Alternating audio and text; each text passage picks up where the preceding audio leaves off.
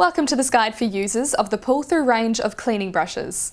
This video is a guide for new users. It covers important steps for the correct and effective use of the Pull Through cleaning brush range.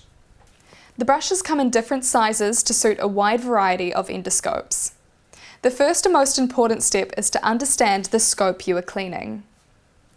Check the manufacturer's instructions for use and determine the internal diameters for each channel.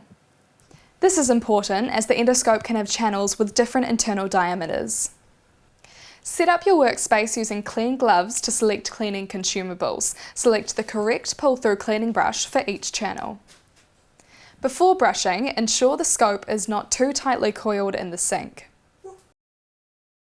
First brush from the instrument port to the distal end.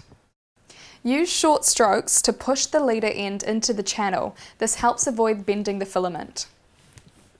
Then brush from the handle to the distal end. Finally, brush from the handle to the light source. Ensure the channels are wet. Best practice is to submerge the endoscope to take advantage of the unique benefits of the pull-through cleaning brush and its 5 layers of clean. The pull-through cleaning brush is inserted by the leader end into the port. Unlike bristle brushes, where the brush head is inserted first, the pull-through cleaning brush is designed to be pulled through the channel. When the leader exits the distal end or port, pull the brush through, ensuring that the port or the distal end is pointing down, away from the technician. This is to prevent spray of soil when the pull-through cleaning brush exits.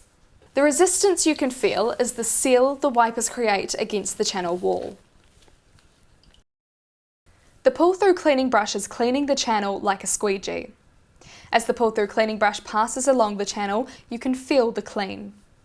Coil the pull-through cleaning brush for safe and easy disposal. A used pull-through brush is classified as medical waste and should be disposed of appropriately, for example, incinerated.